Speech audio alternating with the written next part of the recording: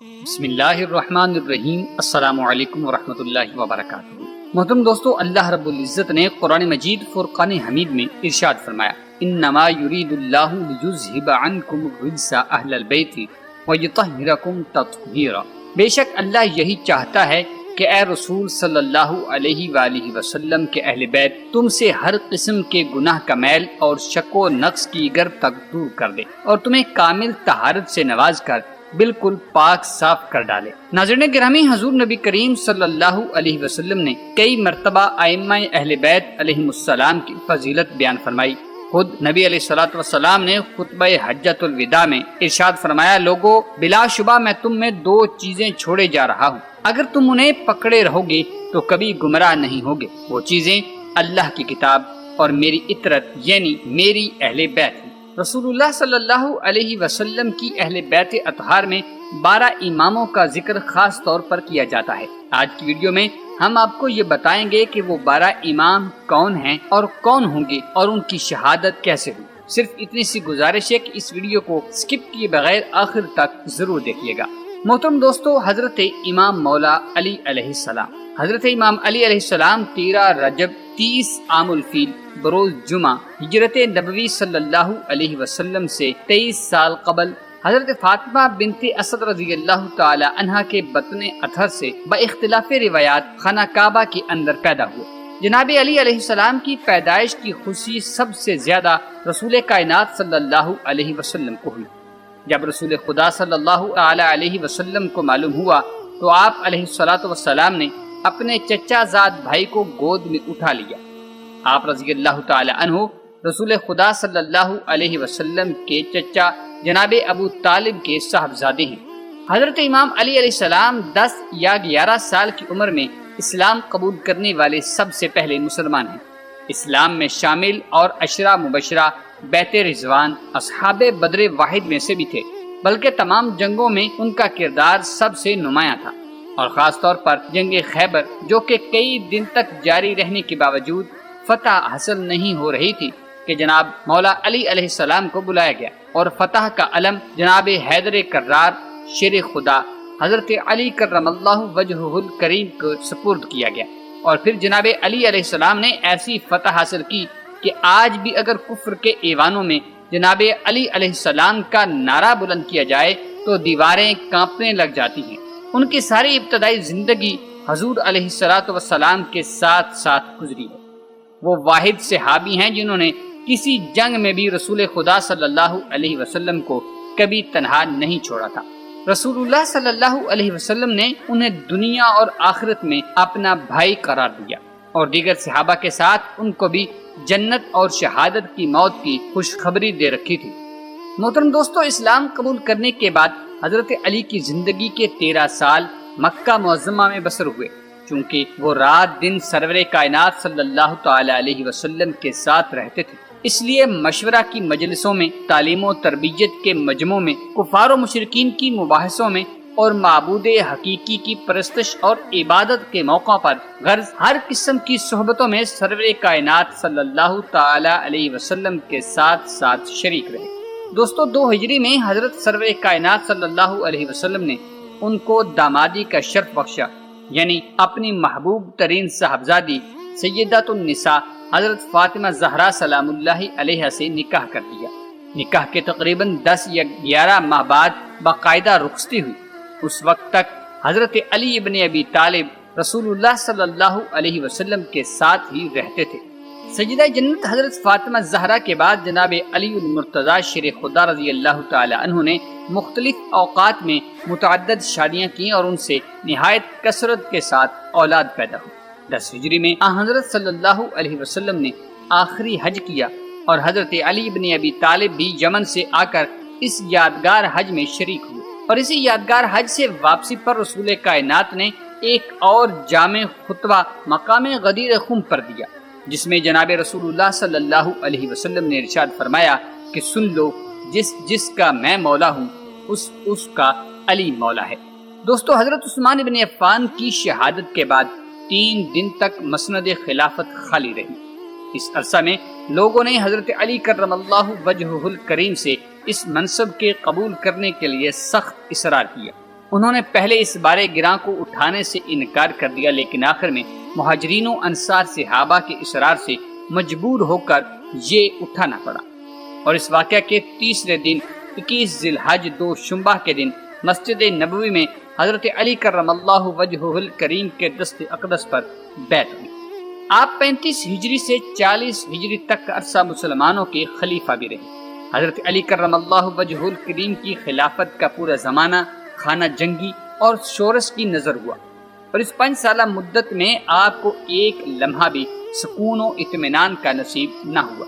حضرت علی کرم اللہ وجہہ الکریم کو عبد الرحمن ابن ملجم نامی ایک خارجی نے ایک قطام نامی عورت سے شادی کے لالچ میں شہر کوفہ میں نماز کے دوران زہر آلود تلوار سے شہید کر دیا تھا۔ خارجیت کے فتنے کے عروج کی وجہ سے آپ علیہ السلام کی قبر انور کو اس وقت خفیہ رکھا گیا۔ کافی عرصہ بعد قبر انور کو ظاہر کر دیا گیا تھا۔ نمبر 2، حضرت امام حسن علیہ السلام۔ ناظرین گرامی، حضرت امام حسن علیہ السلام 12 ائمہ کرام میں دوسرے امام ہیں۔ رسول خدا صلی اللہ علیہ وسلم کے گھر میں آپ کی پیدائش اپنی نوعیت کی پہلی خوشی تھی۔ جب مکہ مکرمہ میں رسول اللہ صلی اللہ علیہ وسلم کے بیٹے یکے بعد دیگرے دنیا سے جاتے رہے تو مشرکین تانا دینے لگے اور آپ کو بڑا صدمہ پہنچا، اور آپ کی تسلی کے لیے قرآن مجید میں اللہ تبارک و تعالیٰ نے سورہ کوثر نازل فرمائی، جس میں آپ کو خوشخبری دی گئی تھی کہ خدا نے آپ کو کثرت اولاد عطا فرمائی ہے اور مقطوع نسل آپ نہیں بلکہ آپ کا دشمن ہوگا۔ آپ رضی اللہ تعالی عنہ کی ولادت سے پہلے حضرت ام الفضل رضی اللہ تعالی عنہا نے خواب دیکھا تھا کہ رسول خدا صلی اللہ علیہ وسلم کے جسم اطہر کا ایک ٹکڑا ان کے گھر آ گیا ہے۔ انہوں نے رسول خدا صلی اللہ علیہ وسلم سے تعبیر پوچھی تو آپ علیہ الصلوۃ والسلام نے فرمایا کہ ان قریب میری بیٹی فاطمہ کے بطن سے ایک بچہ پیدا ہوگا جس کی پرورش تم کرو گی۔ دوستو، آپ کی ولادت ہجرت کے تیسرے سال 17 رمضان مبارک کو مدینہ منورہ میں ہوئی تھی۔ حضرت صلی اللہ تعالی علیہ وسلم کو ولادت باسعادت کی خبر ہوئی تو حضرت فاطمہ کے گھر تشریف لائے اور فرمایا میرے بچے کو مجھے دکھاؤ، اس کا کیا نام رکھا ہے؟ عرض کیا گیا یا رسول اللہ صلی اللہ علیہ وسلم اس کا نام حرب رکھا ہے، تو نبی علیہ الصلوۃ والسلام نے فرمایا نہیں، اس کا نام حسن ہے۔ آپ کی پیدائش کے 7ویں دن عقیقہ کیا اور 2 مینڈوں کی قربانی کر کے سر کے بال اتروائے اور ان کے ہم وزن چاندی خیرات کر دی۔ دوستو، حضرت امام حسن رضی اللہ تعالی عنہ شکل و صورت میں نبی کریم علیہ الصلوۃ والسلام کے مشابہ تھے۔ ایک مرتبہ حضرت ابوبکر صدیق رضی اللہ تعالی عنہ عصر کی نماز پڑھ کر نکلے، جناب علی بن ابی طالب بھی ساتھ تھے۔ راستہ میں حضرت حسن کھیل رہے تھے۔ حضرت ابوبکر صدیق رضی اللہ تعالی عنہ نے اٹھا کر کندھے پر بٹھا لیا اور فرمایا قسم ہے یہ نبی کریم علیہ الصلوۃ والسلام کے مشابہ ہیں۔ دوستو، حضرت امام حسن رضی اللہ تعالی عنہ کو تقریباً 8 برس اپنے نانا رسول خدا صلی اللہ علیہ وسلم کے سایہ عاطفت میں رہنے کا موقع نصیب ہوا۔ آپ علیہ السلام نے اپنی حیات مبارکہ میں 25 حج پیدل چل کر ادا کیے تھے۔ سن 50 ہجری میں حضرت امام حسن علیہ السلام کو کسی نے زہر دے دیا تھا، اور زہر اس قدر سخت اور سریع الاثر تھا کہ امام حسن علیہ السلام کے کلیجے کے ٹکڑے ٹکڑے ہو گئے تھے اور خون کی الٹیوں میں گوشت کے لوتھڑے آنے لگے تھے۔ جب حالت زیادہ نازک ہوئی تو حضرت حسین کو بلا کر ان سے واقعہ بیان کیا۔ انہوں نے زہر دینے والے کا نام پوچھا تو فرمایا نام پوچھ کر کیا کرو گے؟ عرض کیا قتل کروں گا۔ فرمایا اگر میرا خیال صحیح ہے تو خدا بہتر بدلہ لینے والا ہے، اور اگر غلط ہے تو میں نہیں چاہتا کہ میری وجہ سے کوئی ناکردہ گناہ کی پاداش میں پکڑا جائے، اور زہر دینے والے کا نام بتانے سے انکار کر دیا۔ اس لیے یہ کہنا کہ زہر آپ کی زوجہ نے دیا تھا انتہائی نامناسب معلومات ہے۔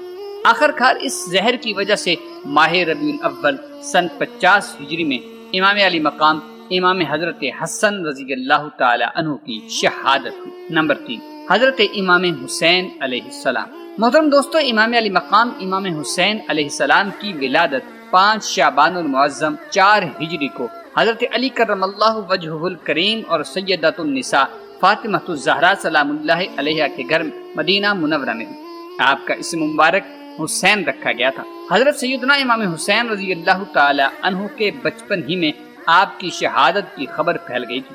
چنانچہ ایک مرتبہ حضرت سیدنا جبریل امین علیہ السلام رسول کریم صلی اللہ علیہ وسلم کی بارگاہ میں حاضر تھے کہ امام حسین رضی اللہ تعالی عنہ بھی حاضر بارگاہ ہوئے، تو آپ علیہ الصلوۃ والسلام کی مبارک گود میں بیٹھ گئے۔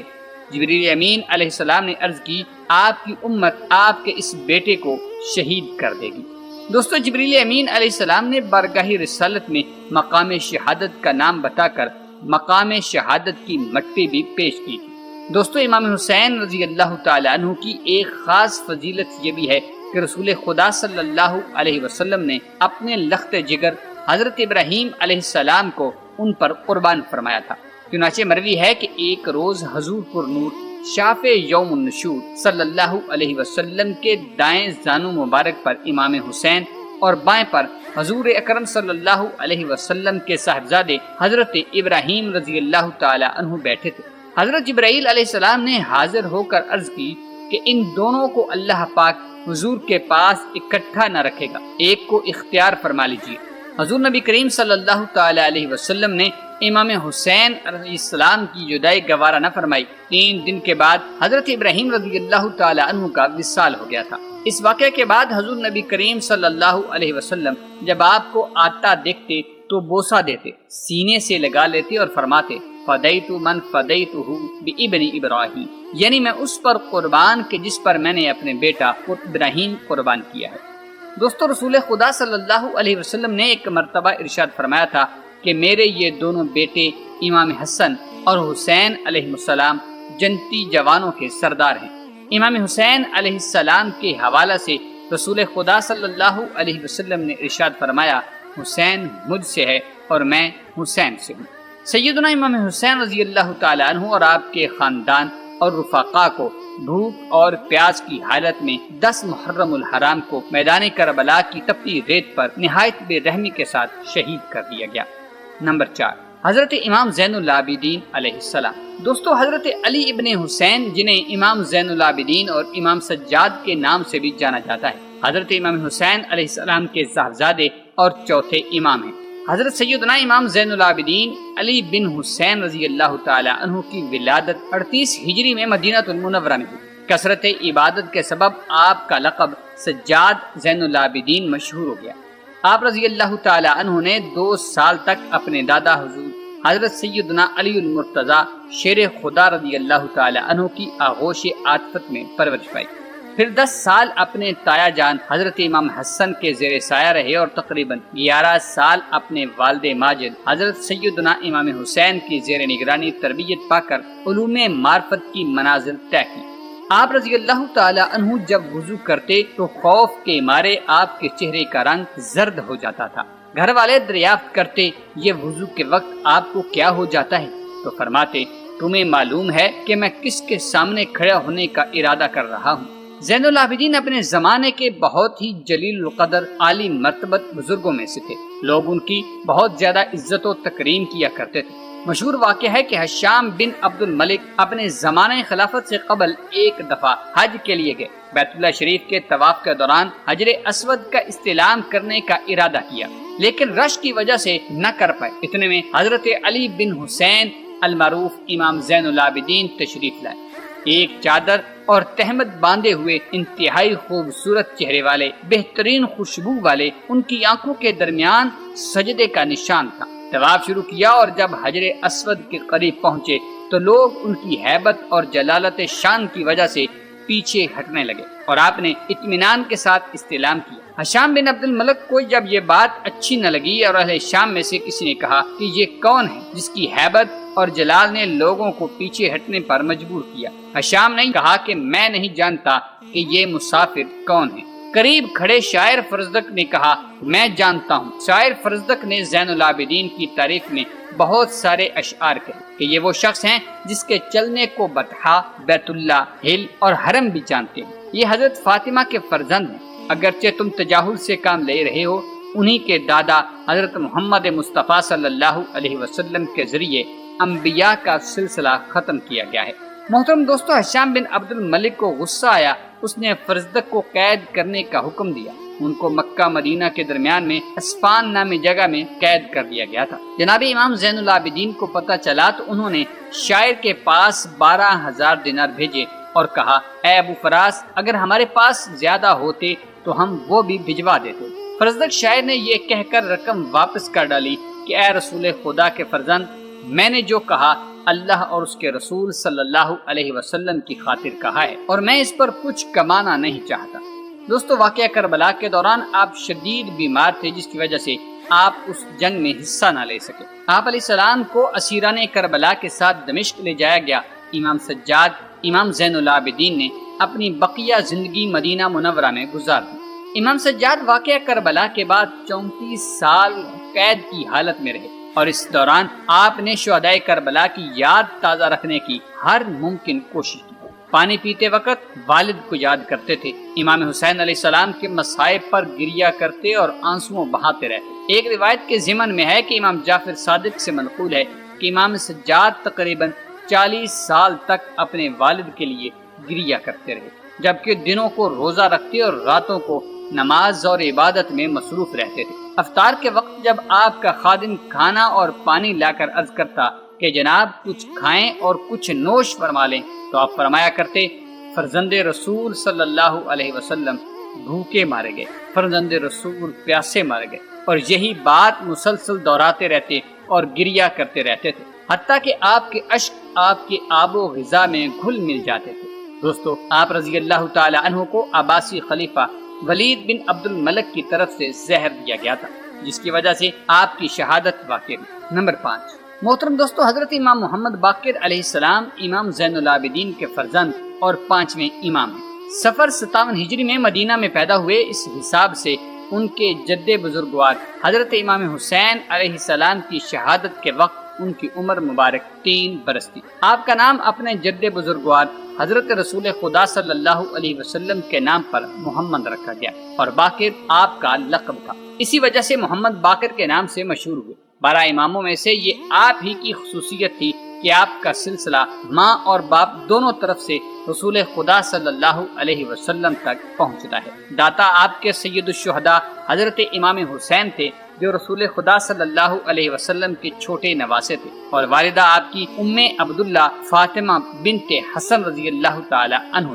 جو رسول خدا صلی اللہ علیہ وسلم کے بڑے نواسے کی بیٹی تھی۔ آپ علیہ السلام اپنے عہد کے نامور فقیہ اور محدث تھے۔ مشہور روایات کے مطابق حضرت امام محمد باقر علیہ السلام کو کلمہ حق کہنے کی پاداش میں عباسی خلیفہ ہشام بن عبد الملک نے زہر دلوا کر شہید کروا دیا تھا۔ نمبر 6، حضرت امام جعفر صادق علیہ السلام۔ دوستو، حضرت امام جعفر صادق علیہ السلام چھٹے امام اور حضرت امام محمد باقر کے فرزند ہیں۔ 17 ربیع الاول سن 80 ہجری بمطابق 20 اپریل 702 عیسوی کو آپ کی ولادت مدینہ منورہ میں ہوئی۔ آپ کا نام جعفر اور کنیت ابو عبداللہ اور لقب صادق تھا۔ 12 برس آپ نے اپنے جد بزرگوار امام زین العابدین کے زیر سایہ تربیت پائی۔ سن 95 ہجری میں 12 برس کی عمر میں امام زین العابدین کا سایہ سر سے اٹھ گیا۔ اس کے بعد 19 برس آپ نے اپنے والد امام محمد باقر کے دامن تربیت میں گزارے۔ یہ وہ وقت تھا جب سیاست بنی امیہ کی بنیادیں ہل چکی تھی اور امام محمد باقر کی طرف فیوز علمی حاصل کرنے کے لیے عوام الناس رجوع کر رہی تھی۔ آپ علیہ السلام بہت بڑے عالم دین، فقیہ اور محدث تھے۔ والد امام باقر علیہ السلام کی شہادت کے بعد امامت کی ذمہ داریاں امام جعفر صادق پر عائد ہوئی تھیں۔ اس وقت دمشق میں ہشام بن عبد الملک کی سلطنت تھی۔ امام جعفر صادق خاموشی کے ساتھ علوم اہل بیت کی اشاعت میں مصروف رہے، اور اس کا نتیجہ یہ تھا کہ لوگ بھی بحیثیت امامت علمی عظمت کو مانتے ہوئے آپ کے حلقہ درس میں داخل ہونے کو فخر سمجھتے تھے۔ امام اعظم ابو حنیفہ اور امام مالک کا شمار امام جعفر صادق علیہ السلام کے شاگردوں میں ہوتا ہے۔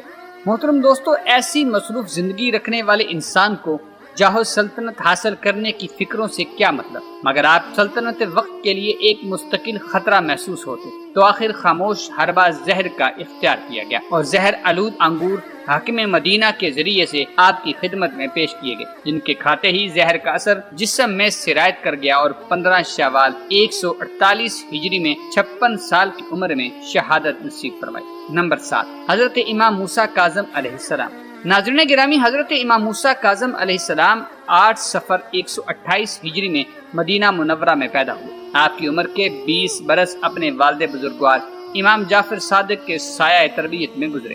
امام موسیٰ کاظم نے بچپن اور جوانی کا کافی حصہ اس مقدس آغوش تعلیم میں گزارا، یہاں تک کہ تمام دنیا کے سامنے آپ کے کمالات و فضائل روشن ہو گئے، اور حضرت امام جعفر صادق نے آپ کو اپنا جانشین مقرر فرمایا تھا۔ اس وقت سلطنت عباسیہ کے تخت پر منصور دوانقی بادشاہ تھا۔ یہ وہی ظالم بادشاہ تھا جس کے ہاتھوں لا تعداد سادات مظالم کا نشانہ بن چکے تھے، تلوار کے گھاٹ اتار دیے گئے، دیواروں میں چنوا دیے گئے یا پھر قید کر دیے گئے تھے۔ خود امام جعفر صادق علیہ السلام کے خلاف طرح طرح کی سازشیں کی جا چکی تھی۔ حضرت امام موسیٰ کاظم علیہ السلام نے اپنی امامت کا کچھ عرصہ مدینہ میں گزارا اور بقیہ حصہ بغداد میں قید و بند کی صعوبتیں برداشت کرتے ہوئے بسر کیا۔ 25 رجب 183 ہجری میں 55 سال کی عمر میں حضرت امام موسیٰ کاظم علیہ السلام کی شہادت ہوئی۔ نمبر 8، حضرت امام علی رضا علیہ السلام۔ دوستو، حضرت امام علی رضا علیہ السلام کو ابو الحسن اور رضا کے نام سے پکارا جاتا ہے۔ ذیقعد 148 ہجری میں مدینہ منورہ میں ولادت ہوئی۔ آپ کی نشو و نما اور تربیت اپنے والد بزرگوار حضرت امام موسیٰ کاظم علیہ السلام کے زیر سایہ ہوئی، اور اس مقدس ماحول میں بچپنا اور جوانی کی متعدد منزلیں طے ہوئیں اور 35 برس کی عمر پوری ہوئی۔ اگرچہ آخری چند سال اس مدت کے وہ تھے جب امام موسیٰ کاظم علیہ السلام عراق میں قید و ظلم کی سختیاں برداشت کر رہے تھے، مگر اس سے پہلے 82 یا 92 برس آپ کو برابر پدر بزرگوار کے ساتھ رہنے کا موقع ملا۔ حضرت امام علی رضا علیہ السلام عوام میں بے حد مقبول تھے۔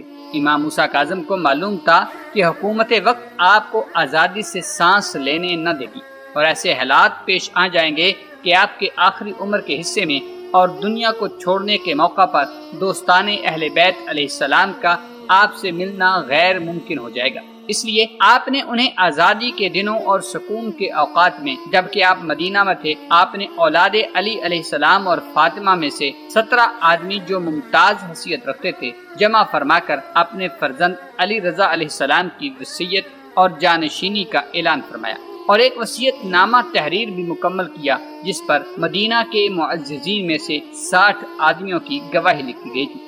جب امامت کی ذمہ داری آپ کی طرف منتقل ہوئی، یہ وہ وقت تھا جب بغداد میں ہارون الرشید تخت خلافت پر تھا اور بنی فاطمہ کے لیے حالات بہت ناسازگار تھے۔ آخرکار جب ہارون کے بیٹے مامون رشید کا وقت آیا تو وہ بھی آپ علیہ السلام کی شہرت سے انتہائی ناخوش تھا، اور آخر امام علیہ السلام کی جان لینے کے درپے ہو گیا، اور وہی خاموش حربہ جو سابقہ ائمہ کے ساتھ بہت دفعہ استعمال کیا جا چکا تھا کام میں لایا گیا۔ بطور تحفہ امام علیہ السلام کے سامنے پیش کیے گئے انگوروں میں زہر ملا کر دیا گیا تھا، اور اس کے اثر سے 17 صفر 302 ہجری میں حضرت امام علی رضا علیہ السلام کی شہادت ہوئی۔ نمبر 9، حضرت امام محمد تقی علیہ السلام۔ ناظرین، حضرت امام محمد تقی علیہ السلام کا اصل نام محمد، کنیت ابو جعفر اور لقب جواد تھا۔ 5 رمضان 195 ہجری کو مدینہ منورہ میں پیدا ہوئے۔ آپ کے والد حضرت امام علی رضا علیہ السلام اور والدہ گرامی کی کنیت ام البنین اور لقب طاہرہ تھا۔ نہایت عبادت گزار بی بی تھی جو نبی علیہ الصلوۃ والسلام کی زوجہ حضرت ماریہ قبطیہ رضی اللہ تعالی عنہا کی نسل سے تعلق رکھتی تھی۔ اس وقت بغداد کے دارالسلطنت میں ہارون الرشید کا بیٹا امین تخت حکومت پر تھا۔ یہ ایک حسرت ناک واقعہ ہے کہ امام محمد تقی علیہ السلام کو نہایت کم سنی ہی کے زمانے میں مصائب اور پریشانیوں کا مقابلہ کرنے کے لیے تیار ہونا پڑا۔ آپ کی عمر مبارک ابھی 5 برس تھی جب حضرت امام رضا علیہ السلام مدینہ سے خراسان کی طرف سفر کرنے پر مجبور ہوئے، تو پھر زندگی میں باپ کو بیٹے سے ملاقات کا موقع نصیب نہ ہوا۔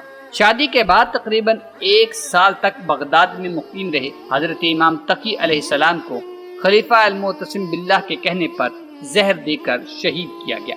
نمبر 10، حضرت امام علی نقی علیہ السلام۔ دوستو، حضرت امام علی نقی علیہ السلام کو نقی ہادی اور ابو الحسن ثالث کے القابات سے یاد کیا جاتا ہے۔ آپ علیہ السلام مدینہ منورہ کے سریا نامی محلے میں 214 ہجری میں پیدا ہوئے۔ آپ کی والدہ ماجدہ کا نام سمانہ خاتون تھا۔ حضرت امام علی نقی علیہ السلام کو سامرا میں 11 سال تک ایک فوجی چھاؤنی میں قید رکھا گیا۔ پھر آخرکار معتز باللہ کے دور میں 3 رجب 254 ہجری کو سامرے میں آپ نے رحلت فرمائی۔ اس وقت آپ کے پاس صرف آپ کے فرزند امام حسن عسکری علیہ السلام موجود تھے۔ آپ انہیں اپنے والد بزرگوار کی تجہیز و تکفین اور نماز جنازہ کے فرائض انجام دیے۔ نمبر 11، حضرت امام حسن عسکری علیہ السلام۔ دوستو، حضرت امام حسن عسکری علیہ السلام امام نقی علیہ السلام کے سب سے بڑے فرزند تھے۔ آپ کی والدہ ماجدہ سلیل خاتون تھی، جو عبادت، ریاضت، عفت اور سخاوت کی صفات میں مثالی حیثیت رکھتے تھے۔ آپ علیہ السلام امامت کی 11ویں کڑی ہیں۔ آپ کی ولادت بروز جمعہ 10 ربیع الثانی 232 ہجری بمطابق 3 دسمبر 846 عیسوی کو مدینہ منورہ میں ہوئی۔ بچپن کے 11 سال تقریباً اپنے والد بزرگوار کے ساتھ وطن میں رہے، جس کے لیے کہا جا سکتا ہے کہ زمانہ اطمینان سے گزرا۔ اس کے بعد امام علی نقی علیہ السلام کو سفر عراق درپیش ہوا اور تمام متعلقین کے ساتھ ساتھ امام حسن عسکری علیہ السلام اسی کم سنی کے عالم میں سفر کی زحمتوں کو اٹھا کر سامرا پہنچے۔ یہاں کبھی قید، کبھی آزادی، مختلف دور سے گزرنا پڑا۔ امام حسن عسکری علیہ السلام کی زندگی کا ایک بڑا حصہ اس وقت کے خلیفہ کی جانب سے لگائی گئی پابندیوں میں گزرا ہے۔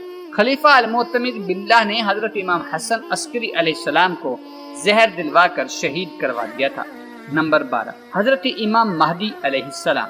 محترم دوستو، حضرت امام مہدی علیہ السلام کا ظہور قرب قیامت کی علامات کبریٰ میں ہوتا ہے۔